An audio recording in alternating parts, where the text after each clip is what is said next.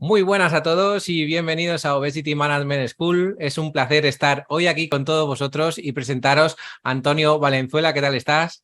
Muy bien y muy contento de estar hoy aquí charlando contigo. Por fin, ya tengo uno de mis referentes aquí frente a frente para poder charlar con él tranquilamente. No, muchísimas gracias y la verdad es que yo creo que pues eso, nos gusta mucho lo que vamos comentando por redes sociales entre ambos, ¿vale? Porque yo también te llevo siguiendo durante mucho tiempo y es un verdadero placer poder tener una charla contigo y una entrevista que me apetecía mucho hacer. Y todo esto viene gracias también a que has escrito un libro que tenemos Sí, aquí, Hijos de la Adversidad, o cómo fortalecer tu salud a través de hábitos ancestrales, que vais a tener la referencia abajo del vídeo y que vamos a hablar un poquito de ello porque yo creo que hay conceptos muy interesantes. Antes de nada, quería presentarte un poco, ¿vale, Antonio? sí. Yo me imagino que la gente que más o menos sigue Obesity Management School o que me siga a mí en redes, pues posiblemente también te tenga de referencia, pero para la gente que a lo mejor no te pueda conocer y te empieza a conocer a partir de ahora, pues Antonio es fisioterapeuta, tiene un máster en psiconeuroinmunología muy interesante, que también, pues a lo mejor si quieres ahora podemos hablar de ello, y también es experto en terapia ortomolecular. En el libro, Antonio, la verdad es que empieza diciéndonos, lo tengo aquí apuntado, que nos resume, nos dice que si quieres mejorar tu salud desde la raíz, en este libro tendrás una guía práctica para conseguirlo. Es 100% aplicable, os lo puedo asegurar, que tiene ideas que se pueden aplicar desde el primer momento que tú te leas ese capítulo, lo puedes poner en marcha. Es inspirador y fácil de seguir. Tiene una gran evidencia científica, que eso a mí me gusta mucho porque no se suele ver en los libros y la ha sabido transmitir de manera muy sencilla. A mí eso me ha gustado mucho. Y bueno, hay una parte que a mí también me interesa bastante por lo que me dedico, ¿no? Que es que has tenido una experiencia vital en el tema de la obesidad. Y bueno, tú has tenido tus experiencias, tu contexto, tus vivencias y posiblemente pues también queremos hablar un poquito de ese tema, ¿vale? Sí, además es un tema que me interesa mucho porque sé que es un tema que genera frustración e incluso sufrimiento a muchas personas y si podemos ayudar a alguien, yo encantadísimo. Ujú. Pues vamos a ello. Y dentro del libro, como es muy extenso y nosotros tenemos un tiempo limitado, a mí hay dos capítulos que me han gustado mucho, ¿vale? Que además creo que son un poquito diferentes a lo que se puede leer en otros sitios y que la gente yo creo que le puede sorprender y que son dos, ¿vale? Son dos. En orden sería el poder de la respiración y el de las ciudades nos enferman, ¿vale? Lo único que vamos a cambiar un poquito las Sí. preguntas. Yo te iba a preguntar primero por las ciudades y luego la respiración, que es un tema que a mí me interesa mucho, y luego hablaremos un poco de esa parte de la experiencia personal. Así que bueno, mira, en la primera pregunta que yo quiero que nos expliques un poquito cómo es tu visión y cómo lo explicas en el libro de las causas que podemos tener en una enfermedad crónica. Sí, genial. Pues mira, ahí podemos parafrasear y le voy a dar una patada porque no me acuerdo de la frase literal, pero al gran Aristóteles, que él decía que las enfermedades no venían por una causa, ya en el Catapún antes de Cristo, que no venían por una causa única, sino que eran una suma de pequeños pecados que sumados, valga la redundancia, y mantenidos en el tiempo, nos llevaban a esa disfunción. Y yo creo que eso, bueno, yo creo, eso es lo que la evidencia científica nos pone sobre la mesa, que hoy día sufrimos una playa de enfermedades crónicas, pues, diabetes, obesidad, hipertensión, dolor crónico, enfermedades autoinmunes, artríticas, etcétera, etcétera, etcétera. Pero, claro, todas esas enfermedades tienen muy difícil solución porque no tienen una única causa, es decir, son consecuencias de muchísimos factores, de muchísimos mecanismos de acción que se disparan en nuestro organismo, de cosas que no van bien, que se activan en nuestro organismo, consecuencia de un montón de factores externos. Mm. Y ese es el gran problema que tenemos, porque cuando nosotros miramos el arsenal médico que tenemos para tratar estas enfermedades, son muy efectivos, pero tratando factores digamos monofactores, es decir, tratando un factor. Es decir, si nosotros cogemos una estatina, es estupenda para reducir el colesterol, pero no trata la hipertensión arterial. Si damos también un beta bloqueante, bajamos la hipertensión. Entonces tendríamos que dar 100 medicamentos diferentes para conseguir tratar esos 100 mecanismos de acción. Pero claro, aún así, ese tratamiento debería ser crónico, porque yo siempre pongo el mismo ejemplo. Esto es como si nosotros vamos andando, Javier, y tú tienes un dolor en el pie y dices, jolín, es que me duele mucho el pie. Voy a Antonio, que es fisioterapeuta. Yo pues te doy un masaje en el pie, te dejo el pie estupendo, vuelves otra vez a salir a andar y te sigue doliendo y te sigue doliendo hasta que al final nos damos cuenta que es que lo que tenía era una china en el zapato. Entonces, si no quitamos esa china de tu zapato, difícilmente puedas mejorar el dolor. Pues aquí pasa lo mismo. Si no solucionamos esos factores de riesgo que subyacen a esas enfermedades, al final solo estaremos apagando síntomas y esos síntomas volverán una, otra y otra vez. Y ese es el mensaje que yo creo que hay que conseguir transmitir a la población, ¿no? O a la pequeña población que nosotros podemos influir, que no es toda, pero sí que siempre tienes pequeñas partes, y que la gente entienda que al final hay también medios o remedios que pues tienen un coste, que simplemente es hacerlo, es tiempo, ¿no? Que pueden... que son píldoras también, que son formas de disminuir esas enfermedades, ¿no?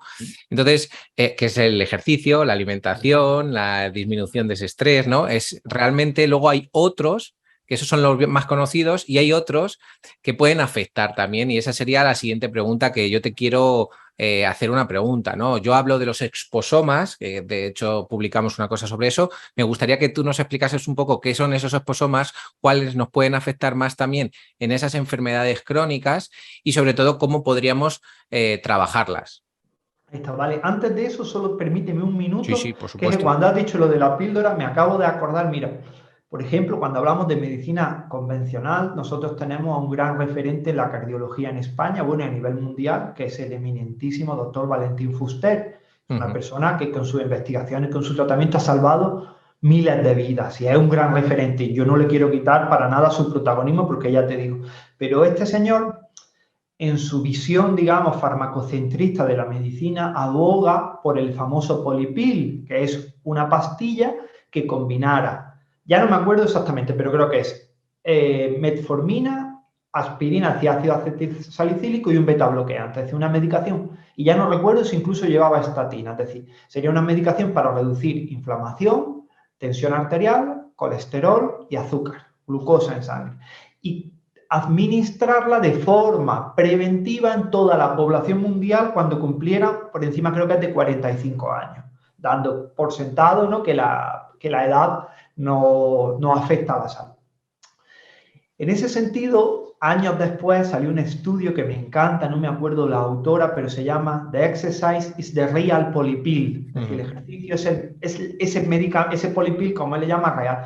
Y comparaba los efectos del ejercicio físico, de los distintos tipos de ejercicio físico, en los mecanismos de acción con los que se trataban esas pastillas. Total, el resumen era muy fácil, que el ejercicio físico era superior en todos los parámetros a esa famosa pastilla. Entonces, mejor que, digamos, inculcar en la población que deben de tomarse una pastilla cuando cumplan X años, esa inculcar esos hábitos de ejercicio físico será seguro mucho más barato y mucho más efectivo. ¿Vale? Bueno, totalmente. Ahí está.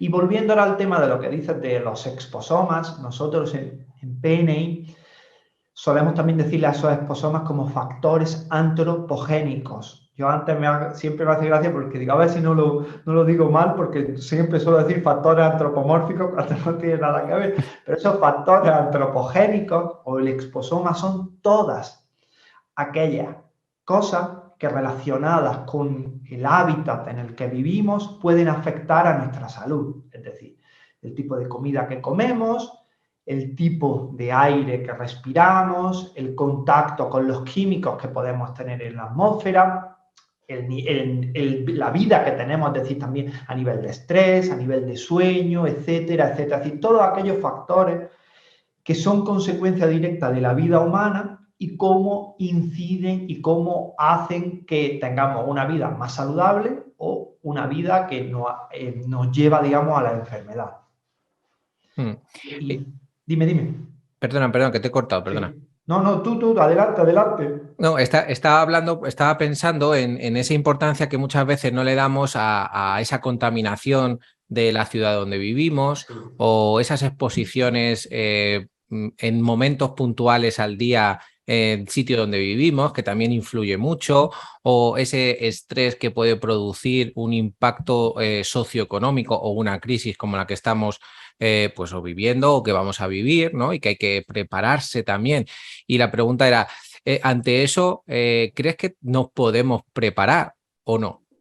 Yo estoy seguro de que sí. Obviamente yo hace poco hablaba y también decía que es cierto, porque cuando tú hablas, pues hay veces que eres muy rotundo. Cuando tú hablas me refiero en general, no a ti, que eres muy rotundo, digamos, aseverando ciertas afirmaciones. Entonces, claro, yo decía una vez que nuestra salud depende más de nuestros hábitos de vida que de la suerte y de la genética. Eso es cierto hasta un cierto punto, es decir, obviamente la suerte influye muchísimo en nuestra salud. Nuestra salud quizás dependa mucho más del código, digamos, de nuestro, a ver si te lo digo, del código Postal. eso, postal, gracias, del código postal que de nuestro código genético. Obviamente, el nivel socioeconómico, la suerte que podemos tener de vivir en un país con una serie de garantías socioeconómicas, aunque ahora tengamos toda esta incertidumbre, pero bueno, nacemos desde un punto de partida mucho mejor que si somos un niño de la calle de Delhi, por ejemplo.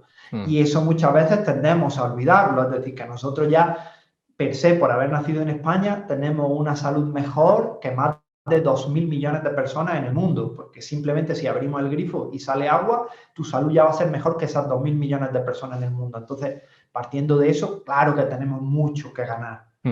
Y yo creo Mucho. que eso también es importante que la gente lo recuerde, es decir, somos unos afortunados y hay que recordárselo de vez en cuando, no estar siempre Sí, con sí. ello en la cabeza, pero decir, oye, mira, tenemos esta posibilidad, podemos, o sea, podemos salir a la naturaleza sin riesgos a que nos, pues a lo mejor se nos lleven por ahí, ¿no? Vivimos en un país Sí, seguro, entre sí. comillas, tenemos un país que podemos hacer unas exposiciones al sol muy controladas que son muy interesantes. Bueno, tenemos muchas capacidades, por lo menos aquí en España, para poder tener una salud mucho más integrativa.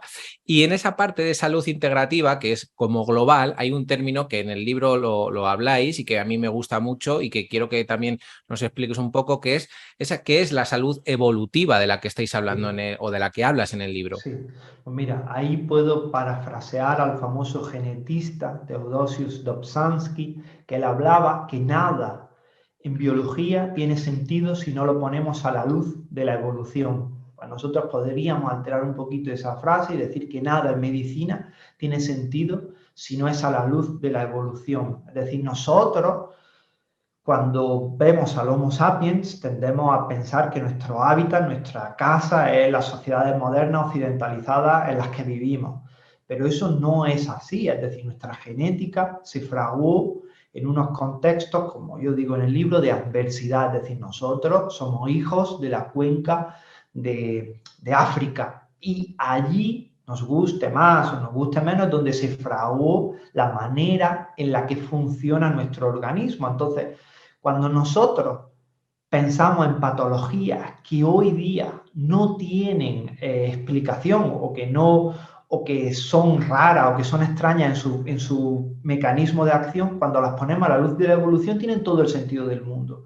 Por ejemplo, vamos a poner un ejemplo para que las personas que nos ven, que nos escuchan, lo entiendan. Si nosotros hablamos de la psoriasis, decimos, hay que ver patología más rara, ¿no? Que te salgan costras en la piel, que la piel se descame sin ton ni son. ¿Esto por qué? Sin que haya una bacteria, sin que haya un virus. Qué cosa más extraña, ¿no? ¿Por qué nuestro cuerpo está mal diseñado para funcionar a eso? Pero claro, cuando nosotros miramos esos polimorfismos de esos genes que generan la psoriasis, vemos que son genes que lo que hacen es que activan digamos, perdón que estoy un poco espeso hoy con las palabras, No te preocupes. mandar más colesterol a la piel y también traslocar más macrófagos, es decir, más células defensivas a la piel. Y dices, ¿esto qué sentido tiene? Que nuestro cuerpo pueda formar placas de colesterol y como de células del sistema inmune en la piel. Pues claro, en nuestro estilo de vida no tiene ningún sentido, pero claro, si nos vamos a la evolución y vemos que antiguamente podíamos morir de lepra, o de hecho hay muchas sociedades, muchas poblaciones en las que todavía hoy día se mueren, pero que podíamos morir, por ejemplo, de lepra, pues qué guay, ¿no? Sería tener un mecanismo de acción, digamos, de defensa contra esa lepra. Pues eso, la psoriasis, personas que, por ejemplo, tienen psoriasis hoy, antaño estarían mega protegidas contra la lepra. ¿Por qué? Porque tiene un sistema defensivo en la piel espectacular contra la lepra. ¿Qué ocurre? Que como nuestro sistema inmune hoy día tiene nuevas amenazas, responde ante ellas con los mecanismos de acción que ya había aprendido antaño. Por ejemplo, si nosotros nos lavamos con champú, con crema, etcétera, que tienen un montón de productos químicos extraños que nuestro cuerpo no identifica como algo natural, pues ¿qué ocurre? Pues que puede despertar esa respuesta de protección que tiene. Pasa exactamente igual con la gran dificultad que hoy día tenemos para saciarnos cuando comemos alimentos ultraprocesados o alimentos excesivamente dulces. Es decir, ¿por qué? Porque el sabor dulce evolutivo, hoy día no tiene sentido que no puedas parar de comer helado, por ejemplo, pero es que antaño el sabor dulce es sinónimo de dos cosas, de una gran cantidad de calorías con baja toxicidad. Entonces, claro, interesaba mucho que cuando nosotros lleváramos 2 días sin comer, si encontrábamos una higuera repleta hasta arriba de higos, poder comer todos esos higos sin saciarte. ¿Por qué? Porque no sabíamos cuántos días íbamos a tardar en comer. Lo que ocurre es que la evolución no preveyó que íbamos a tener esta evolución, valga la redundancia, cultural tan potente que iba a ser capaz de someter al medio ambiente para ponerlo, digamos, a nuestro servicio. Claro, eso que ocurre, que con unos genes del Paleolítico, vivir en ese mundo futurista, pues generamos un conflicto brutal. Claro. A ver, a mí ahí me surgen un montón de preguntas, ¿no? Y bueno, romperían un poco la entrevista, pero quiero también Sí, indagar sobre ello porque esto es flexible y a mí me sí, gusta claro. un poco ese debate, ¿no? Y además que tengo la oportunidad de estar contigo y poder debatir sobre esto. Sí, claro. Porque, claro, tú cuando empiezas a explicar todo sobre la salud evolutiva, yo empiezo a reflexionar sobre el tema de lo que hablamos aquí, sobre todo en Obesity Management School, que es la obesidad, ¿no? Entonces, yo me pregunto, ese exceso de peso, ese ganancias en cuanto al tejido adiposo graso, también es una evolución que protege. O sea, realmente te está protegiendo de una situación que si no pudiéramos tener esa capacidad, morirías porque esa energía, ¿dónde iría? ¿No? ¿Cómo la administraríamos? Entonces, ¿qué piensas en ese sentido? Totalmente. Mira, por ejemplo, aquí te puedo ir hacia atrás o hacia adelante o hacia tal, porque tú me hablabas de que había un término que te había llamado mucho, mucho, mucho la atención, que yo había puesto, que era Ah, ser obeso. La diferencia entre ser obeso y estar obeso. Y a mí ahí me llamó mucho cuando yo estaba escribiendo, dudé mucho si poner una o poner otra. uh-huh. ¿Y sabes por qué puse lo de ser obeso? Porque creo que sería hipócrita por mi parte, en mi personal, porque esa parte es la parte, digamos, de mi historia personal, poner el estar obeso como algo transicional en mi vida, porque yo esto lo he repetido muchas veces y creo, a lo mejor quizás, ojo, es algo que yo tengo que todavía trabajar en mí, o que sigo trabajando, porque yo siempre digo lo mismo, yo no soy un producto acabado, siempre trato de mejorar. Y para mí, Javier, yo podré estar más o menos delgado, podré estar más o menos fit. Yo, en mi mente, siempre seré obeso.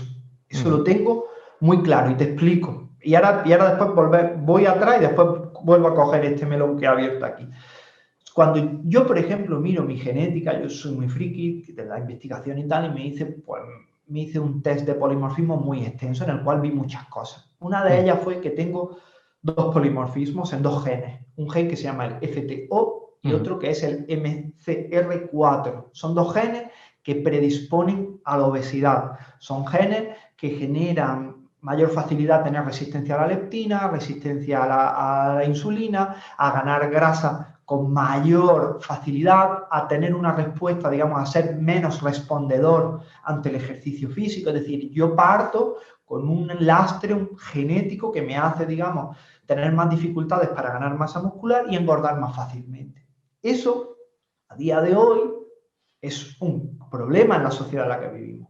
Pero antaño era un regalo, porque imagínate si yo estaba en una época de gran carencia energética o que iba a prever que iba a venir un verano extremadamente seco, yo podía ganar mucho más peso durante la época de lluvia de una manera más fácil que el resto de personas y después ese peso lo iba a poder administrar de una manera más fácil. ¿Por qué? Porque iba a tener más calorías. Eso antes era tener genes, esos famosos genes ahorradores, era una gran ventaja evolutiva, por eso hoy día se conservan. ¿Qué ocurre? Que esos genes que en el pasado, en un contexto de deficiencia de alimentos, etcétera, nos salvaban, hoy día es un gran problema. Entonces, cuando yo hablo con personas, con pacientes, con tal, y les explico mi experiencia vital, a mí eso a veces me tranquiliza el contarme esa historia a mí, esa historia evolutiva, decir, jolín, Antonio, porque a mí todavía me pasa, yo te engañaría si te dijera que no es así, pero yo digo, joder, con la intensidad con la que entreno, con lo que hago, con lo que me cuido, jolín, y no consigo llegar al físico que en mi mente yo creo que me merecería por el esfuerzo que hago, ¿no? Entonces, claro, ahí después siempre es cuando entran las herramientas cognitivas, las herramientas, digamos, estoicas, y es cuando yo me cuento mis historias, digo, bueno, Antonio, gracias a los genes que tienes, hoy día estás aquí, porque si no hubieses tenido esos genes, posiblemente en tu estirpe evolutiva no hubiésemos llegado nunca aquí porque se hubiese secado en algún momento. Entonces, bueno, mejor tener esta genética no tan agradecida y estar vivo que no haber existido. Eso por una parte. Después la segunda, siempre trato de compararme con el Antonio de ayer, no con las otras personas. Y es algo que también me cuesta. Es decir, yo también lo digo, yo miro a otras personas y digo, jolín, vaya tío que estás siguiendo una rutina de ejercicio más o menos como la mía y no veas qué brazo, no veas qué tal. Y a mí me cuesta más, pero siempre digo, bueno, Antonio, ¿cómo estabas tú ayer? ¿Cómo estaba hoy? Yo, Javier, tengo la suerte de que, y estoy seguro de ello, que si no, bueno, la suerte o el trabajo también en ese sentido, que si la salud me lo permite, no tengo ninguna lesión, con 40 años voy a estar seguro, mucho más sano que con 30. Eso es seguro y eso es el estilo de vida que he tenido. Y eso es muy importante hacérselo ver a las personas. Y ya que estoy monopolizando la conversación y con el tema de ser obeso, es lo que te decía, yo distingo mucho entre el tipo de persona que, por ejemplo, ha tenido, yo que sé, ha tenido una infancia, digamos, con un normopeso, ha tenido una adolescencia con normopeso, ha pasado un momento de su vida en el cual ha sido o ha estado obeso, ha ganado peso y otra vez lo vuelve a perder, a una persona que desde que nació ha tenido una facilidad para coger peso, digamos, su carácter se ha fraguado en la obesidad, en el bullying, etcétera, etcétera, etcétera. Y eso, quieras que no, a mí me encantaría decirte que eso a mí no me marcó. Me fliparía o me encantaría decirte que yo eso lo había superado. Pero es que, tío, no es así, te engañaría. Yo, para mí, puedo estar más delgado o menos, pero siempre voy a tener ese Antonio pequeñito, obeso en la cabeza, y siempre voy a tener eso de Antonio, vamos a mirar el peso, aunque te quiero decir, no es algo que para nada me obsesione, ni muchísimo menos. Yo me voy una semana de vacaciones, bueno, de hecho yo no sé los años que llevo sin pesarme, también te lo digo. Bueno, di algo, que sé que quieres decir algo. No, de verdad, estoy escuchando. Yo una de las cosas que he aprendido con el paso del tiempo, Antonio, es escuchar, es aprender a escuchar mucho vuestras historias, en el sentido, sobre todo, del contexto de atrás. Me gusta mucho porque voy sacando y voy anotando palabras o frases que se van soltando, que son como disparadores que ya me llaman la atención, ¿no?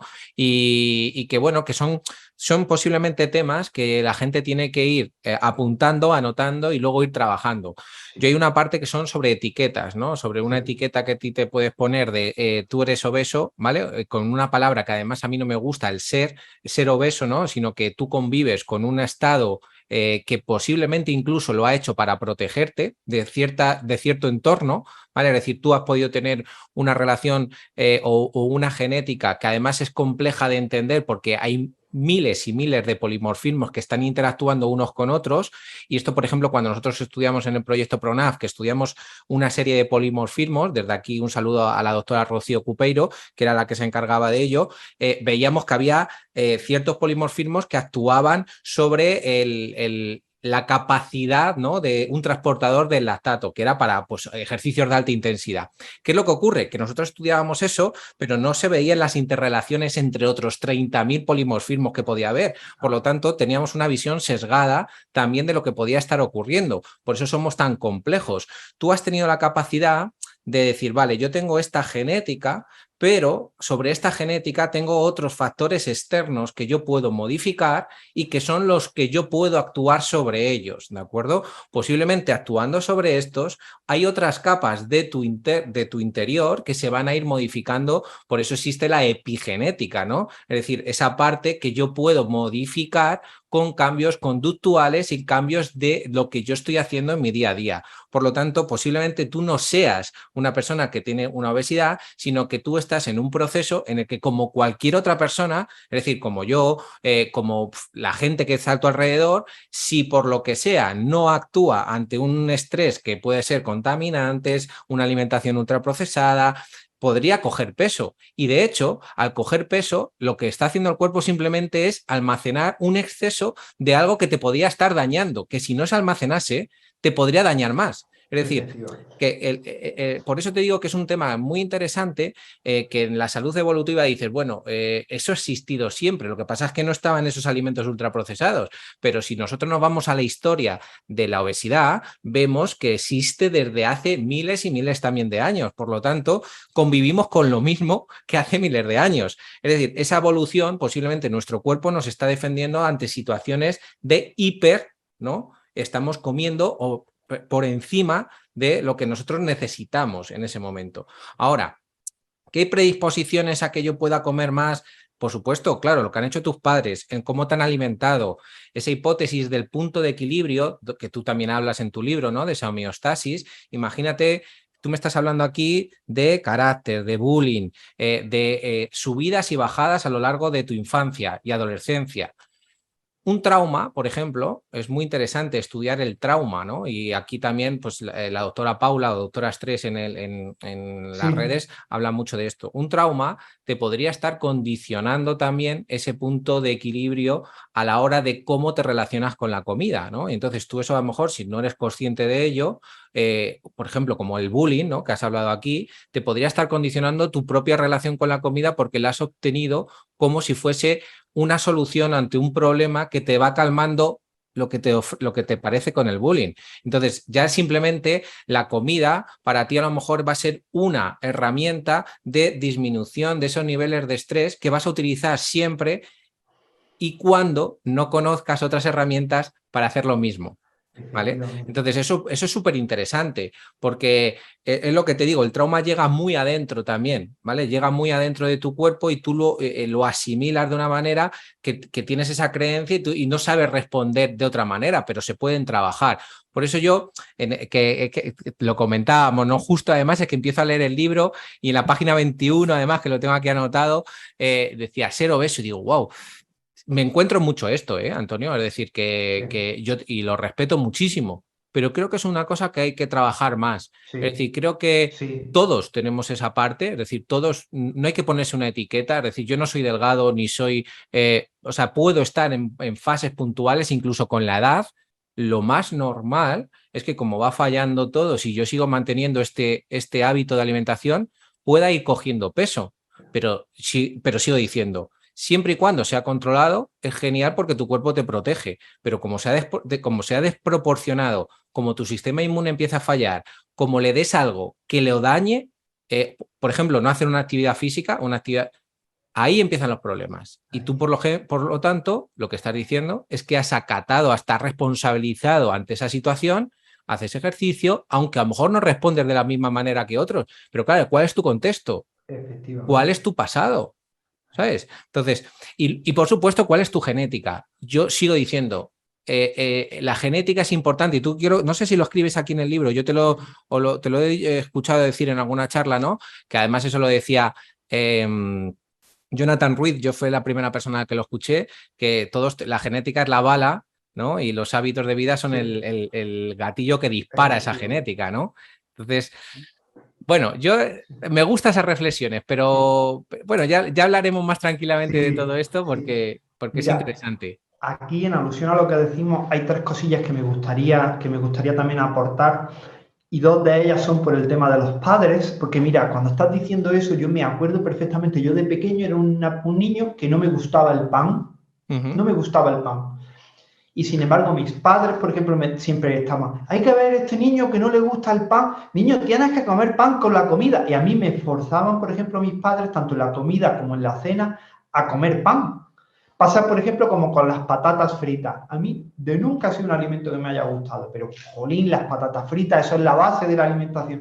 Y a este niño que no le gustan las patatas fritas, y me forzaban ya mis padres hacia alimentos hipercalóricos de pequeñito sin que yo sintiese el hambre para comerlo. Y después pasa otra cosa, y es que yo, digamos, el input que disparó mi empezar a coger peso fue yo de pequeñito sufrí una gripe y después de esa gripe generé pues, una pseudo, ya te digo, yo siempre he hecho en el libro de que mi sistema inmune está un poco alterado, tengo mucha facilidad para la autoinmunidad, entonces Mm. generé una poliarteritis.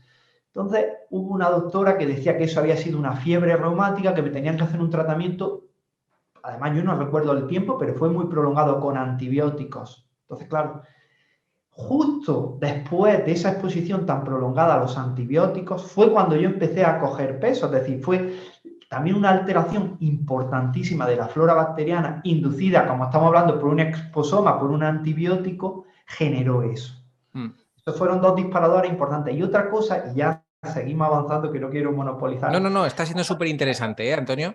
hay un estudio que no recuerdo ahora de quién es, si recuerdo, vamos, lo vi en la formación en PNI con Leo Proimbo, y él hablaba de los habituadores y los no habituadores. Y eran personas que desde pequeñitas su respuesta al estrés estaba en dos. Eran las personas que nunca se habituaban al estrés y las personas que se habituaban al estrés. Decía, ante un trauma, en la edad, digamos, en la edad joven. Mm. Entonces, y era la típica persona que el no habituador era la típica persona que podía estar más delgada, tenía tendencia a ser delgado pero tener tripa, es decir, digamos un falso delgado, pero esa persona tenía un riesgo cardiovascular altísimo comparado con el habituador, que era una persona que para sobrevivir a esos traumas, a esos estrés en los primeros momentos de su vida había regulado hacia la baja sus ejes de estrés y eso le había generado una facilidad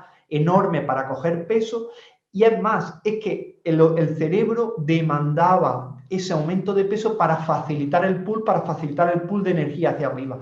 Mm. Curiosamente, esas personas que aún tenían un exceso de peso, aún sabiendo que el exceso de peso conlleva muchas patologías, tenían menos riesgo cardiovascular, es decir, de morir de infarto, que las personas delgadas, pero con esa tripita, digamos, cervecera y hiperrespondedoras ante el estrés. Mm. O sea, tú fíjate lo interesante que es, además nosotros que nos dedicamos a esto y que podríamos estar aquí horas hablando de simplemente en cuestión de unos 10 minutos toda la información que hemos podido sacar de tu mapa, ¿no? de salud, que yo esto también lo hablo muchas veces y estás hablando pues de esa condición de tus padres que posiblemente por una falta de educación en salud, no porque a lo mejor Sí, quisieran, sí, sino total. porque ocurre hoy, pues imagínate hace 20 años o hace 30, donde están condicionando y están haciendo que tú ya tengas una relación con la comida, como estamos hablando de un tema psicológico, muy importante porque te condiciona en la etapa adulta y porque te condiciona también a nivel fisiológico. Es decir, en tu estado fisiológico, si tú vas aumentando ese peso, va a producirse unos cambios también que tu cuerpo va a mantener o va a intentar equilibrar, ¿no? Esa homeostasis de la que tú hablas. Fíjate que hay otro disparador que tú dices que es una gripe, el sistema inmune. Al final, el tejido adiposo no solo almacena, sino que regula y manda señales también al sistema inmune. El sistema muscular también habla con el sistema inmune y estamos hablando que has estado expuesto de manera crónica a unos antibióticos que han podido dañar cierta parte de un sistema que también es fundamental, que es el sistema digestivo con esa flora intestinal. Por lo tanto, esa microbiota, que también tienes otra compañera que habla mucho del tema, podría estar alterada y producir que tú puedas tener esos ciertos patrones. Por eso yo creo que tú estás condicionado por unas situaciones que se han venido del pasado, pero realmente tú no eres el problema del peso. Simplemente ha habido unos condicionantes que te han hecho llegar a una situación que puedes controlar con lo que tú puedes modificar y que tienes que aceptar que han pasado esas cosas en tu contexto para entenderlo realmente bien y decir, vale, yo he podido tener esto, también es una hipótesis porque no lo podemos analizar porque los exposomas suele costar analizarlos y a partir de ahí, vale, yo puedo tener esto, vale, puedo tener más riesgos de tener alguna enfermedad por el sistema inmune o puedo coger un catarro o podrías coger incluso el COVID, ¿no? Si estamos hablando de aquí. Oye, ¿qué puedo hacer yo para que todo eso con mis niveles mi nivel con todo lo que ha ocurrido, oye, yo lo pueda subir un poquito para intentar fortalecer y ser más fuerte? Pues al final, eso, como dices tú, hijos de la adversidad, es decir, tú has tenido esa exposición, has tenido esa adversidad, ¿qué puedes hacer para ser más fuerte o como dices, no, ser antifrágil, ser fuerte, no ser frágil? Pues, ¿qué puedes hacer? ¿Qué es lo que podemos hacer? Y volviendo un poco a tu libro, ¿qué es lo que explicas en el libro que podemos hacer para subir todo ese potencial y no ser tan frágiles? Ahí está.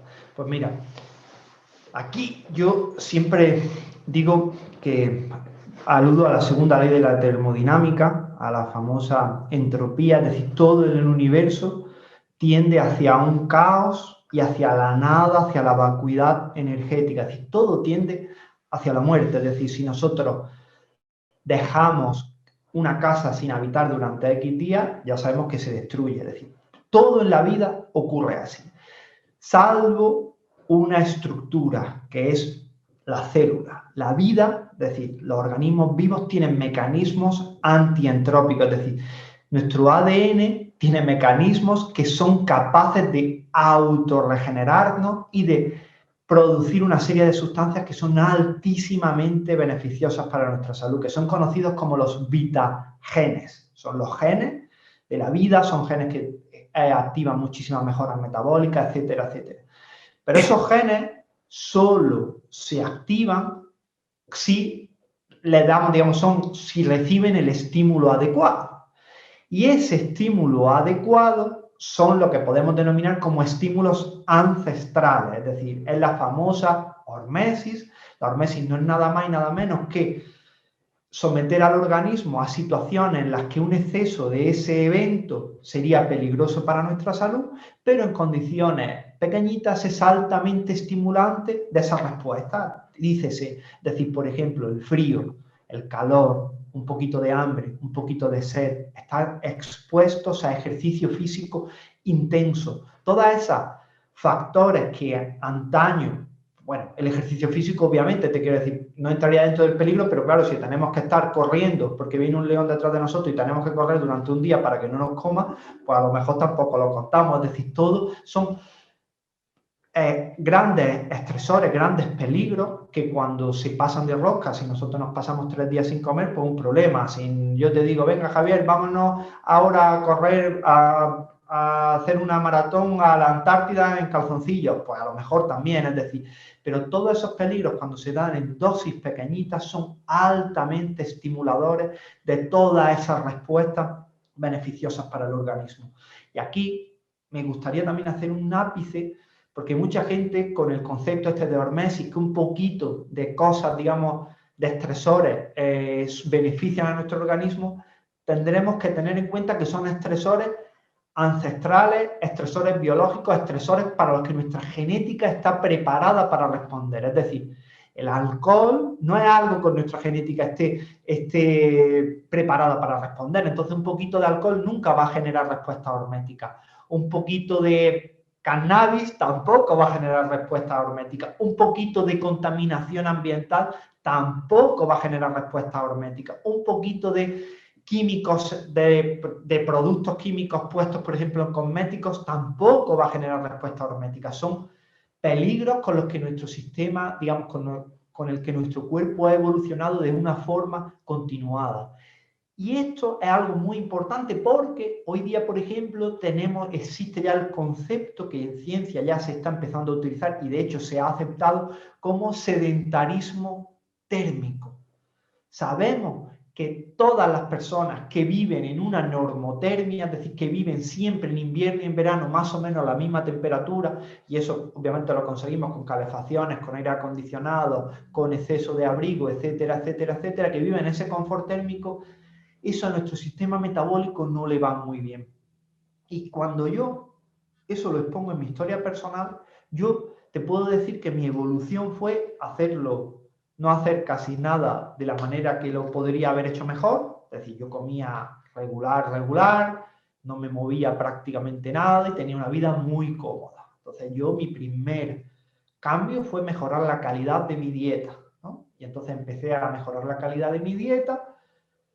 ¿Y qué me pasaba? Que del 0 al... Yo tenía una dieta 0, pues del 0 al 6, joder, unos cambios beneficiosísimos para mi salud. Del 6 al 7, todavía mejor. Pero ya cada vez que seguía mejorando en mi dieta y me iba aproximando, digamos, a la perfección, que ahora tampoco vamos a entrar ahí, pero yo ya no encontraba mucha mejoría. ¿Por qué? Porque el resto de patas de mi salud no la llevaba. Es decir, yo seguía siendo un gran sedentario. Te lo digo así, te quiero decir, yo trabajaba y era profesional de la salud, trabajaba con pacientes en la clínica y siempre me excusaban que yo que estaba muy cansado, que tal, que cual, y también eso cambiaba mi diálogo hacia el paciente, porque tampoco recomendaba tanto el ejercicio físico, porque como yo no lo hacía, Claro. era del que túmbate en la camilla que yo te curo, hoy me duele mucho la espalda, sí, esto es estrés, tal y cual, pero no le decía, ¿por qué? Porque mis sesgos querían, mi disonancia cognitiva no me permitía decir, oye, que la espalda te duele porque no te mueves. Entonces, claro, ahí fue cuando también empecé a cambiar, empecé a mejorar en la actividad física, empecé a ser más activo, pero con esas dos patas tampoco llegaba, digamos, ya no hablando del peso, te estoy hablando de mi salud, te estoy hablando de mis dolores, de mi hipotiroidismo, de mis problemas cutáneos, problemas intestinales, etcétera, etcétera. Entonces fue cuando empecé a ver todo lo que otros factores que yo había estado, digamos, desdeñando podían mejorar en mí, que era por la exposición al frío, el cambio también en mis horarios de comida. Yo era una persona que tendía a cenar extremadamente tarde, yo salía de la clínica, de la consulta muy tarde, cenaba en plan a las 11 de la mañana y a las 11 de la noche, y estaba desayunando a las 7 de la mañana, es decir, tenía unos ritmos circadianos en cuanto a la comida totalmente alterados, comiendo también muchas veces al día sin verdaderamente hambre. Eso también lo cambié, y después la exposición al frío, al calor, y también algo muy, muy importante, mi relación con la respiración. Es decir, yo aprendí a usar la respiración como una herramienta muy potente para calmar mucho a ese sistema nervioso hiperactivado que muchas veces me pide, oye Antonio, ya que has tenido un día de mierda, con perdón de la expresión, pues te mereces salir a comer. Yo era una persona que me justificaba muchas veces con el día malo que había tenido en el trabajo para a las 11 de la noche irme al Foster Hollywood a cenar. Claro, esa palabra muy importante, esa de mereces, ¿sabes? Y ese planteamiento. Bueno, aquí es que, ya te digo, a mí ahora me explota la cabeza porque o sea, podría anotar mil ideas que vas diciendo y que digo, buah, esto es muy interesante para la gente, esto podremos trabajar, pero bueno, vamos a ir centrando ideas que has ido diciendo para hacer un poquito el resumen, y luego vamos a hablar sobre conceptos que creo que son fundamentales para que la gente los tenga en cuenta. Sí. Has hablado de un tema que realmente es el que engloba todo, que es el tema de los ciclos circadianos, ¿vale? Que esto es súper interesante, ver un poco las respuestas que tiene el cuerpo a diferentes relojes que tenemos. Entre ellos, cuando tú hablabas de la temperatura, hay un reloj interno dentro de nuestro cuerpo que también forma parte de la piel, que es un detector de la temperatura que existe fuera de nuestro entorno, de nuestro cuerpo, y que eso va a influir también a que tenga unas respuestas. Ese termómetro que tenemos dentro, integrado nosotros, como una de las mejores máquinas que existe en este planeta, hace que si por lo que sea lo bloqueas, lo sobreproteges, de así decirlo, también se va a dañar. Es decir, por eso tú dices que una exposición tanto al frío o al calor podría ser beneficioso para nuestro sistema y, por supuesto, porque es un estresor muy controlado que va a hacer que se activen esos relojes que los hemos adormecido, ¿vale? Entonces, esa parte es fundamental. Eso es un reloj interno que muchas veces dices, pero el reloj no es lo de luz y oscuridad. Sí, ese es un reloj y tenemos otro que forma parte de nuestra piel que nos está diciendo, oye, la estación del año, ¿hace frío o hace calor? Este verano, es otoño, es invierno y lo podríamos saber perfectamente por la propia temperatura. Lo que pasa es que lo adormecemos. La luz la adormecemos con la luz solar, o sea, la luz de las casas, la tal. Bien, esa es una parte, ¿no? Entonces, eso es fundamental que la gente lo entienda. Esas exposiciones que tenemos en un ciclo, por ejemplo, en invierno, pues hay que intentar, pues a veces a lo mejor podemos pasar un poco de frío, que no va a pasar nada, ¿no? Si lo queremos hacer de una manera un poco más controlada porque el entorno, las ciudades nos están sobreprotegiendo de esto, bueno, pues tú, como cuentas en tu libro, puedes hacer dos acciones. O tienes una de pues unas duchas de frío o simplemente unas saunas, que eso también se ha visto en rendimiento deportivo, podrían, exposiciones pequeñitas, podrían mejorar nuestros sistemas al decir, ah, vale, bueno, algo está ocurriendo aquí, actívate, ¿vale? Es decir, no te adormeces, no te vuelvas débil, vuelvas a hacer que nuestro cuerpo se fortalezca y no sea frágil, ¿vale? Eso es una parte súper importante que has comentado. Luego ha habido otra, que es el tema de los horarios de la comida. Esto es otro reloj interno que tenemos. Por eso a mí me gusta mucho Carlos López Otín, ¿no? Cuando habla de esos relojes internos. Eh, tú cuando te levantas, hay un reloj que te dice, oye, puede ser por la mañana, por la noche, yo tengo hambre, o sea, yo necesito comer. Y tu sistema digestivo tiene otro reloj que te está mandando una señal. Cuando lo adormecemos dándole de comer constantemente, ya no hay un reloj que te diga, oye, come o no, lo estás al final otra vez sobreprotegiendo o en este caso lo estás mal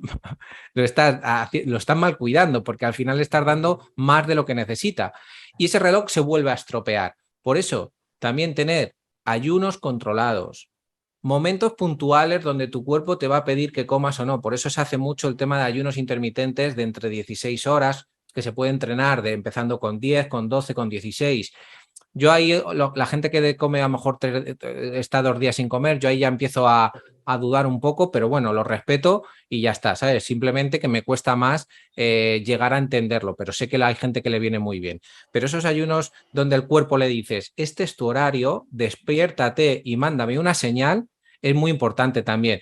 Eliminando temas de autofagia y cosas de esas que son tan complejas que yo muchas veces digo, joder, ¿cómo hay gente que lo habla con tanta facilidad? Cuando yo me pongo a estudiar y digo, y aquí esto es imposible entenderlo, o sea, es decir, es muy complejo. Entonces, pero sí que esa parte de relojes, sensores que yo tengo, es decir, ahora llega una hora y dices, oye, ¿qué me está pasando? Que mi cuerpo, de alguna manera, me está diciendo que algo, que es un horario y que si tú lo ves en los animales, alucinas, porque ellos saben perfectamente la hora que es y a la hora que tienen que comer, a la hora que tienen que dormir, a la hora que tienen que acostarse, y eso lo hemos perdido. Y eso es fundamental en lo que tú estás haciendo, sobre todo para cuidar tu salud. A mí me llama mucho la atención que tú has encontrado aquel estímulo que te ha mejorado más en tu día a día, en tu contexto, que a lo mejor no era el propio ejercicio, que posiblemente te ayude, pero has encontrado otros que te potencian mucho más. Y eso creo que es fundamental, encontrar aquel estímulo estresor pequeñito, controlable y adaptable que genera salud. O sea que eso es importante que lo tengas en Sí, cuenta. aquí solo dos puntualizaciones. Una primero y ahora una que me acabo de acordar para que las personas que nos escuchen, que para como herramienta, yo hay una cosa, y en el libro lo decía, que cuando hablaba del ayuno interminable, más que intermitente, pero no por el tema de largo ayuno, sino porque creo que la gente está ya saturada de la palabra ayuno y que Sí. cuando nosotros le decimos a una persona tienes que ayunar, ya su sistema de valores, sus miedos, su rechazo se dispara. Entonces, a la persona que nos escuche, se tiene que dar con una idea. Una lechuza cuando come, sale, duerme durante el día y come durante la noche. Es un ser nocturno. Nosotros, evolutivamente, si vamos a poblaciones de cazadores-recolectores, sabemos que somos seres diurnos. Somos activos durante el día y tenemos un momento de paz, digamos, somos más tranquilos durante la noche. Entonces, los estudios nos dicen que si nosotros concentramos la comida en las primeras horas del día y dejamos, digamos, las primeras 12 horas del día, las segundas 12 horas del día, las dejamos para algo de más sueto, de más tranquilidad, etcétera, etcétera, ¿qué ocurre? Que nuestro metabolismo funciona mejor. Entonces, si lo podemos prolongar hasta 16 horas, muchísimo mejor. Eso es muy importante. ¿Por qué? Porque sabemos que los estudios nos dicen que en una dieta hipocalórica, las personas, a igualdad de calorías, las personas que concentraban las calorías las primeras horas del día respondían mejor que en las segundas horas del día.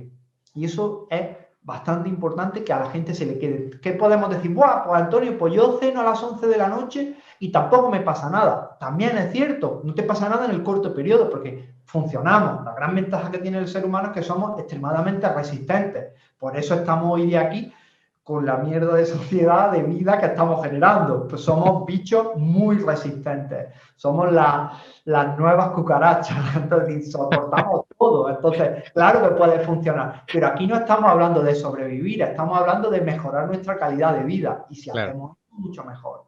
Eso por una parte. Y la segunda, quizá el ejercicio físico para mí sea el más fundamental, pero no el ejercicio físico solo, porque si, por ejemplo, yo abandonara el ejercicio físico y solo me diera duchas de agua fría y hiciera ejercicios de respiración, mi salud se resentiría muchísimo. Con la edad, posiblemente con la edad, porque la edad haría, Antonio, que al final, como todos, pues hay una evolución que va hacia abajo, porque al final es un reloj interno también, ¿no? Es otro reloj que tenemos, la vida. Tenemos desde los 0, si no nos pasa nada que nos atropelle un coche, pues desde los 0 hasta donde tengamos 80, que podemos extenderlo, ¿no? En cuanto a nuestras calidades, siempre y cuando no tengamos una enfermedad, un virus o algo que nos afecte. Pero posiblemente hay gente, fíjate que yo soy un defensor, pero aférrimo al ejercicio, ¿eh? Y sé todas las capacidades que te genera, que además, por cierto, el autor Carmen Fiuza y Alejandro Lucía es el que has dicho antes, del ejercicio es una polipíldora, que me ha venido antes a la cabeza para que tenerlo ahí presente. Lo pondré también porque es un artículo muy bonito. Pero hay gente que fíjate que incluso sin hacer ejercicio, controlando otros estresores, lo que hace es que va equilibrando. Sí. Y yo pienso, yo no quiero obsesionar a la gente con el ejercicio. Sé lo que hace, sé lo que potencia, pero el problema que tiene mucha gente es que entrena con el objetivo constante de quemar kilocalorías. Entonces, mucha gente casi prefiero que diga, oye, mira, si vas a tener esa mentalidad del ejercicio, vamos a por otras cosas. Si tú el ejercicio lo vas a ver como que eres capaz de subir tus niveles de oxígeno y tu cuerpo va a decir, wow, ¿esto qué es? Esto yo no lo había vivido, yo esta energía, ¿cómo la voy a poder, sabes, gestionar? Pues genial.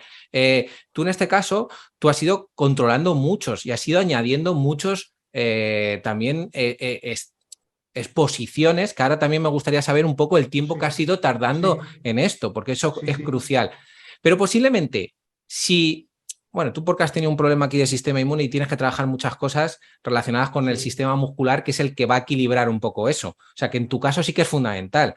Pero hay otros que digo, y fíjate lo que te estoy diciendo, que mucha gente se podrá echar las manos a la cabeza, pero si hay gente que cuida la calidad y la cantidad de alimentación con horarios bien estructurados, si no tiene mucha contaminación, si hace buenas respiraciones, si cuida un poco su estrés, que ahora mismo para mí es una de las exposiciones peores que tenemos, es el estrés mental. Si eres capaz de ser fuerte mentalmente, posiblemente si no hicieras ejercicio no te pasaría absolutamente nada a partir de una edad y luego podrías empezar a trabajarlo. Esa es una opinión mía personal, súper criticable, pero que yo veo mucha gente. O sea, es decir, es que no es una cuestión que diga, joder, es que esto no es... O sea, hay gente que no hace nada y que aguanta hasta los 90 años. ¿Por qué? Porque tendrá otras exposiciones que sea capaz de gestionar. Yo ahí te lo compro, simplemente añadiría una pequeña cosita y es que claro que todo el fenotipo que tú has estado hablando es de la típica persona que vive en el pueblo, básicamente, porque es que si no es en la ciudad, entonces, claro, añadiría la vida un poquito más activa, es decir, pues salir a pasear, cuidar de tus animales si los tienes, trabajar, hacer cositas en tu huerto, es decir, no actividad, no ejercicio físico, pero sí una vida de no estar pegado en el sillón viendo Netflix todo el día. O sea, sí, porque, a ver, tienes razón, tienes razón, porque es verdad que el sedentarismo pues es posiblemente uno de los grandes problemas de nuestro siglo. Lo que pasa es que yo simplemente veo que incluso en investigaciones que hemos estado haciendo, con que tú te muevas, o sea, no te estoy diciendo, o sea, incluso en la propia ciudad, la gente anda y es una equivocación. Andar simplemente, pues estás bien y ya está. Pero con exposiciones pequeñitas, muy pequeñitas de intensidades, incluso mejoras en sitios como una ciudad que sabemos que enferma, ¿no? Y yo pienso, joder, pues esas exposiciones tampoco son tan complejas como para tener que ir a entrenar todos los días, una hora con intensidades muy altas, ¿no? Si estamos viendo que a lo mejor pequeñas píldoras de 1 minuto repetidas en el día 4 o 5 veces mejora a gente que es sedentaria, ostras, pues tampoco es tanto, ¿no? Pues es eso, es esa dosis tan pequeñita me sorprende, pero digo, si se controla el resto, oye, yo hay 2 factores que veo que sí que afectan muchísimo, muchísimo a la salud, que es el sueño y el estrés. Esos 2 son 2 componentes que yo digo, no duermas o ten un nivel de estrés súper alto y ponte a hacer ejercicio o come bien. Ya verás qué es lo que ocurre al final. O sea, que te vas a la deriva, ¿eh? Totalmente. Yo ahí solo 2 puntualizaciones, una, y no es por hacer la publicidad del libro, pero que eso es lo que yo en el libro hablo, que no es el término mío, de los famosos sitting breaks, de romper el tiempo sentado, y que es lo que decimos que pequeñas píldoras de ejercicio físico intenso durante 1 minutillo cada hora de estar sentado, ya no eres sedentario metabólicamente. Eso lo primero. Y lo segundo también, en mi caso personal, una cosa que me ayudó mucho con el tema del ejercicio físico es encontrar aquello con lo que me lo pasaba bien.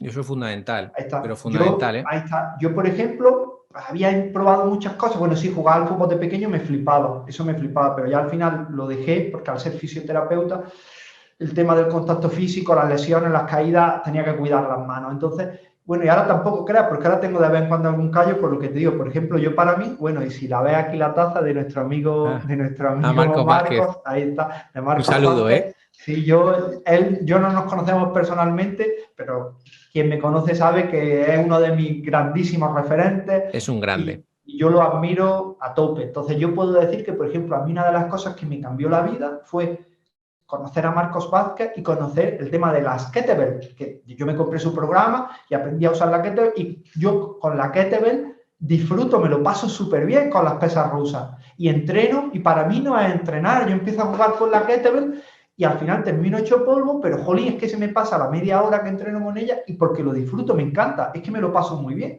Y eso es algo que creo que las personas tienen que encontrar, que el ejercicio no sea ese momento de purgar los pecados del día entero, sino que sea su momento de decir, ahora me lo voy a pasar bien, ahora voy a jugar como un niño. Es que la palabra clave es la que has dicho tú, yo estoy jugando con, ¿no? Entonces esa parte es la difícil, porque se ha visto el ejercicio como un castigo, como una culpa, como una compensación por algo que he hecho.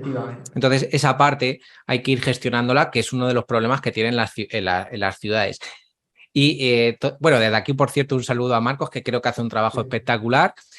Por cierto, os vuelvo a recordar, el libro tenéis toda esta información de la que estamos hablando, súper interesante. Os recomiendo la lectura tranquila, subrayando, reflexionando sobre ella.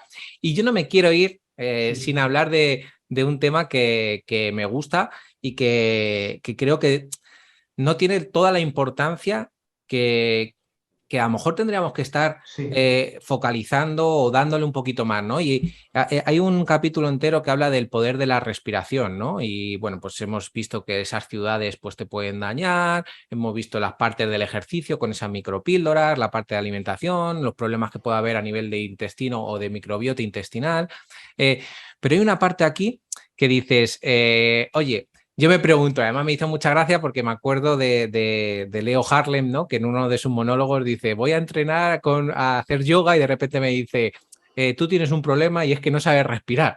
Y dice, joder, pues llevo haciendo los 52 años y sigo vivo, no lo habré hecho tan mal. Y en el libro Me recordó mucho eso porque hay un capítulo que es, oye, no sabemos respirar. Entonces Sí, quería preguntarte, sí. cuéntanos un poquito sobre este tema que me parece súper interesante. Pues mira, ahora voy a intentar no extenderme mucho. Vale. Aquí también te explico. Y yo, el tema de la respiración es algo que hasta no hace demasiado tiempo tampoco le había prestado mucha atención. Mm, De hecho, y también vuelvo a lo de antes, porque veía a muchos pacientes en consulta que se lo decía y ya después no le prestaba atención en mí, porque había muchas personas que tenían las cervicales continuamente cargadas y era porque tenían un patrón de respiración continuamente por la boca.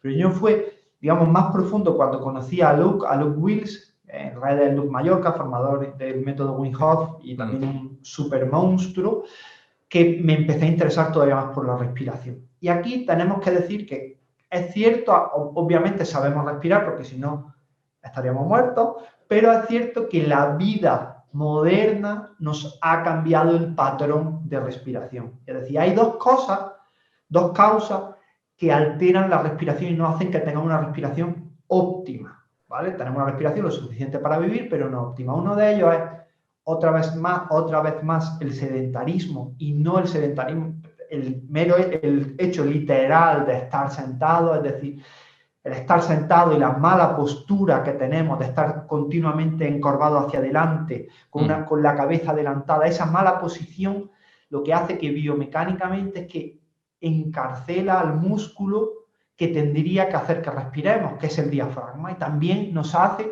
que la boca caiga por pura gravedad. Entonces, claro, mm, la mala posición nos impulsa a respirar por la boca y a no usar el diafragma. Eso por una parte. Y la otra es el estrés.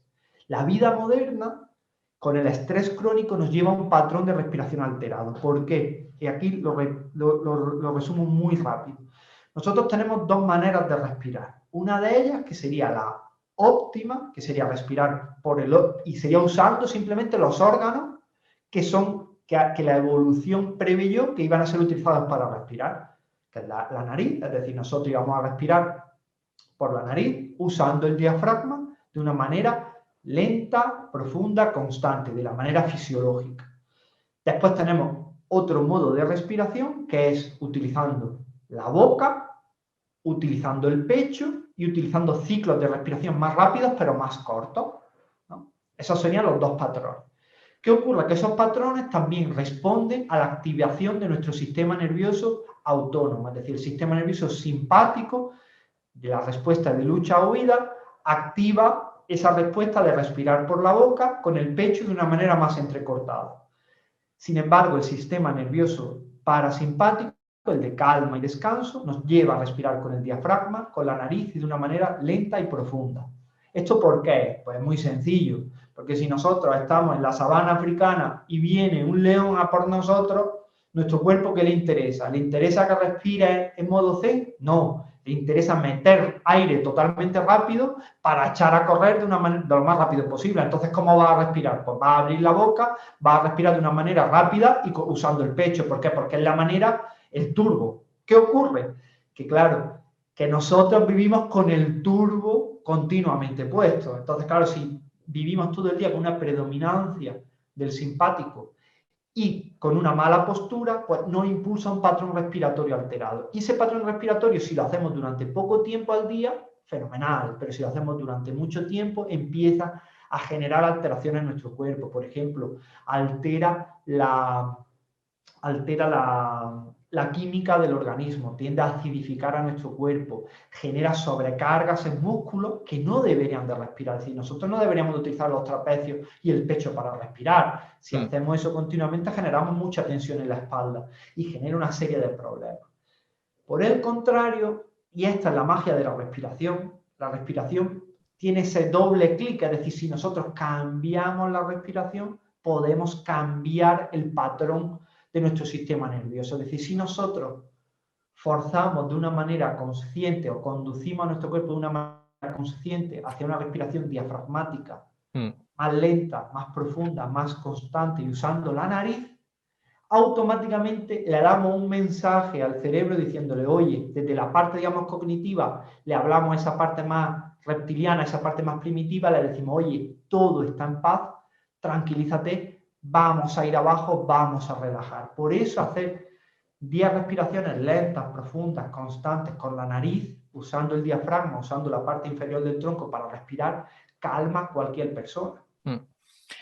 Esto es un tema, de verdad, Antonio, apasionante, porque además lo que muchas veces también tiene que entender la gente es que cuando vivimos en entornos donde nos sube mucho los niveles de estrés y empieza incluso a aumentar esa frecuencia cardíaca un poquito, es decir, tanto la basal como cuando estamos de pie y cuando estamos durmiendo, cuando eso se cronifica en el tiempo, también está afectando a nuestra salud. Lo que pasa es que nosotros eso no lo vemos, no lo percibimos, pero eso también puede estar dañando. Por eso esos momentos de aprendizaje en la respiración, el ser conscientes de cómo estamos respirando, es muy importante para mejorar nuestra sensación de bienestar y luego también la percepción real de cómo nos encontramos. Ahí hay otro problema en el peso, ¿vale? Para que la gente también lo sepa, y es que muchas veces cuando hay una composición corporal que se va de alguna manera almacenando en todo lo que es el centro, en la parte central de nuestro cuerpo, también está presionando todo el diafragma. Sí. ¿Vale? Entonces, ahí hay dos problemas. Uno es mecánico, uno es que no es posible de alguna manera poder trabajar con el diafragma correctamente porque hay como una barrera Claro. mecánica, es O sea, decir, no puede... para la gente que nos vea, si nos ve, pues claro, si esto es el diafragma, mis brazos son el diafragma tiene que bajar así para Eso es. respirar. Entonces, claro, si aquí hay grasa, pues claro, el diafragma no puede bajar. Eso es uno de los primeros problemas que nos podemos encontrar, por eso también hay que entrenarlo y es muy importante en temas de programas de entrenamiento. Y luego, por otro lado, es que ese tejido adiposo, si simplemente está almacenando la grasa y no se ha alterado todavía, vale, pero como ese tejido adiposo de alguna manera empieza a estar en una situación cronificada de daño, adiposopatía, también va a estar afectando, mandando señales a otros órganos que va a estar afectando a nuestro sistema de salud. ¿Cuánto tiempo? Pues hay gente que se tira años y años. Por lo tanto, claro, cuando dicen que quieren mejorar en 3 meses, yo digo, es que esto, ¿cómo empezamos a cambiar todo esto? Esta mentalidad, si tú estás alterando, has alterado todo tu sistema durante años. Entonces, esa parte es súper importante, pero el mensaje es aprende a respirar correctamente. Y yo sé que no te da tiempo, pero bueno, aquí das ejemplos también prácticos que, como hemos dicho anteriormente, lo leo, mañana me puedo poner a empezar a practicar con esto. Por eso el libro es tan interesante. Así que no te quiero robar más, podría Nada, estar nada, aquí, de verdad sí. que podría estar horas y horas hablando contigo. Creo que son conversaciones y entrevistas súper interesantes para mí personalmente y para el resto de personas que les guste la salud integral, la salud evolutiva. Y no sé si quieres dejar un último mensaje para despedirnos y darte las gracias, por supuesto, por haber estado conmigo y haberme regalado tu tiempo, que para mí ha sido un verdadero placer.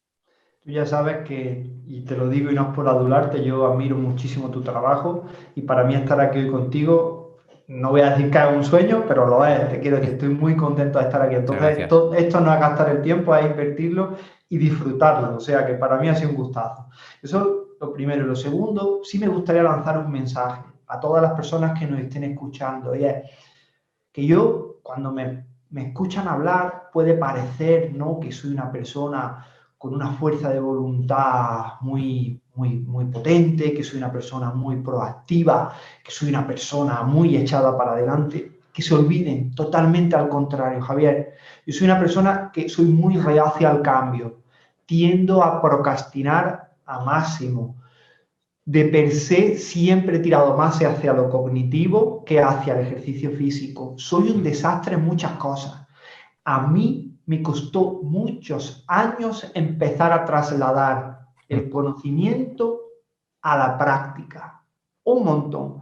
Yo, de hecho, empecé a estudiar psiconeuroinmunología, PNI, hace muchos años, y los primeros años yo apenas implementaba los cambios que estaba aprendiendo. Y a mí eso me frustraba. Yo decía, joder, Antonio, estás viendo cosas que te pueden mejorar tu salud brutalmente, lo sabes y no lo haces. Y me costó mi tiempo, mi aprendizaje, mi constancia, poco a poco, para ir consiguiendo esos cambios. Entonces, que las personas que nos escuchen, que no que no tengan el síndrome del 1 de enero, es decir, que no quieran hacer un cambio radical en su vida de hoy para mañana, ni esas transformaciones tan odiosas del cuerpo del verano y todas esas mierdas, con perdón de la expresión, que yo sé que tú haces un trabajo ahí brutal, porque nosotros, yo siempre digo lo mismo, tienes que trabajar desde el cuerpo que tienes queriéndolo para llegar hacia los objetivos que tú quieres, pero siempre desde, como los budistas hablan del Maitri, del querernos a nosotros mismos, porque somos seres increíbles y tú eres tú, te quiero decir, quien eres hoy eres tú. Si hubieses tenido otra vida, sería otra persona diferente hoy, pero no serías tú. Entonces, que poco a poco, que ir empezando a coger aquellas cosas que más resuenen con ellos, que empiecen a sumar pequeños cambios y que los mantengan en su día a día para convertirlos en hábitos,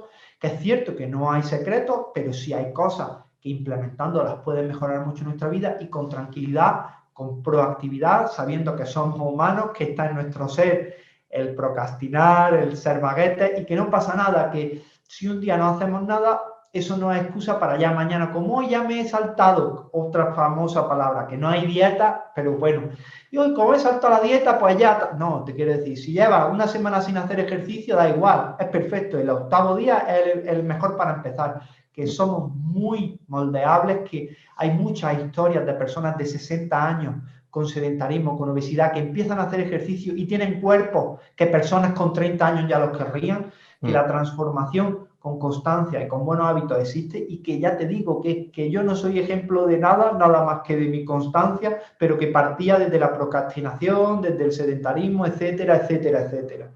Bueno, yo creo que, o sea, joder, has hecho un resumen perfecto. Yo te doy la enhorabuena por todo tu esfuerzo, porque has querido, uno, educarte en salud. Es decir, siendo incluso profesional, que nos pasa a todos, es decir, yo sigo aprendiendo muchas cosas, escuchando a todos los profesionales que estáis difundiendo, hay mensajes que hay que seguir trabajando. Y yo creo que yo muchas veces esto, fíjate, Antonio, ya como última idea, esto lo hago una metáfora con el judo, ¿no? A mí el judo me impactó mucho en la carrera y era ir subiendo de cinturón, del color del cinturón, simplemente porque ibas aprendiendo estrategias, nuevas llaves, nuevas habilidades y además tenías unas horas de entrenamiento en tus espaldas para ir mejorándolas y que te salieran perfectas. Entonces, al final, pues estamos en el cinturón blanco, el cinturón amarillo o naranja y podemos decidir seguir o quedarnos en nuestro cinturón con las herramientas que tenemos. Pero está claro que hay muchas cosas que aprender, pero que tenemos que tener paciencia y un cinturón negro no se consigue de la noche a la mañana, sino que hay que entrenar y hay que poner en práctica todas esas llaves, combatir e incluso perder, fracasar, lesionarse, volver otra vez a reincorporarse. Entonces, yo te doy la enhorabuena porque yo creo que ahora mismo estás en un momento competitivo de tu salud muy buena. Creo que eres súper consciente y creo que le has conseguido mandar un mensaje súper, súper positivo. Ojalá que mucha gente lo lea y nos lean a todos, es decir, a todos los que Sí, mandamos, a Marcos, a ti, a muchos compañeros, a Susa Sanz, que también tiene sí, otro libro precioso. Yo qué sé, es que hay mucha gente que estamos mandando sí. de manera diferente, con nuestra forma de divulgar, pero casi siempre con el mismo contenido. Y joder, ojalá podamos ayudar a mucha gente porque yo creo que es una de nuestras misiones, ¿no? Como profesionales. Así que enhorabuena por tu misión, enhorabuena por el libro, enhorabuena por tu trabajo y por tu comunicación en redes sociales. Ha sido un verdadero placer estar contigo. El placer ha sido mío. Seguro que esta será la primera de muchas largas conversaciones. Un Ojalá. abrazo Un gigante, abrazo. Javier. Chao. Chao, chao. Chao.